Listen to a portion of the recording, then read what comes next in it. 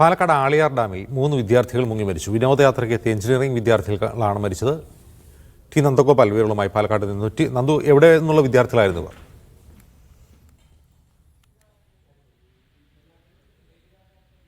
നന്ദു, കേൾക്കുന്നുണ്ടോ?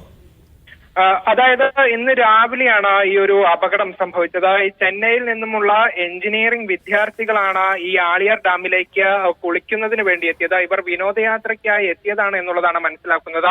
ഈ സംഘത്തിൽ നിരവധി കുട്ടികൾ ഉണ്ടായിരുന്നു. അതിൽ 3 വിദ്യാർത്ഥികൾ ചെന്നൈയിലെ സ്വകാര്യ കോളേജ് വിദ്യാർത്ഥികളായ തരുൺ, രേവൻ, ആൻഡു എന്നിവരാണ് മരിച്ചത്. ഇതിൽ ഒരു വിദ്യാർത്ഥി ഈ ഡാമിൽ മുങ്ങിയ സമയത്ത് മറ്റുള്ള 2 പേർ രക്ഷിക്കാൻ ശ്രമിച്ചു എന്നുള്ളതാണ് പോലീസിൽ നിന്നും മനസ്സിലാക്കാൻ സാധിച്ചത്.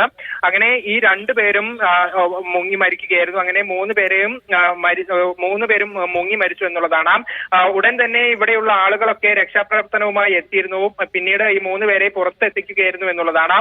ഏതായാലും 3 പേരുടെയും മൃതദേഹം പൊള്ളാച്ചി ആശുപത്രിയിലേക്ക് മാറ്റുകയും ചെയ്തിട്ടുണ്ട്. കൂടുതൽ വിവരങ്ങൾ ഇതുമായി ബന്ധപ്പെട്ട വരുന്നതേയുള്ളൂ. പ്രത്യേകിച്ചും കോളേജ് സംഘടിപ്പിച്ച വിനോദയാത്രയാണോ എന്നുൾപ്പെടെയുള്ള കാര്യങ്ങളിൽ ഒരു വ്യക്തത ഈ കാര്യത്തിൽ ലഭിക്കേണ്ടതുണ്ട്. ഏതായാലും നിരവധി അപകടങ്ങൾ സംഭവിക്കുന്ന ഒരു പ്രദേശമാണ് ഈ ഒരു ആളിയാർ ഡാം. ഇവിടെ മുന്നറിയിപ്പ് ബോർഡുകളൊക്കെ ഉണ്ട്. ഇവിടെ ഇറങ്ങാൻ പാടില്ല എന്നുള്ള ഒരു നിർദ്ദേശമുണ്ട്. പക്ഷേ ഇത് ലംഘിച്ചാണ് വിദ്യാർത്ഥികൾ ഈ ഡാമിൽ കുളിക്കാൻ ഇറങ്ങിയത് എന്നുള്ളതാണ് മനസ്സിലാക്കാൻ സാധിക്കുന്നത്. ഏതായാലും ദാരുണമായ ഒരു അപകടമാണ് സംഭവിച്ചത്.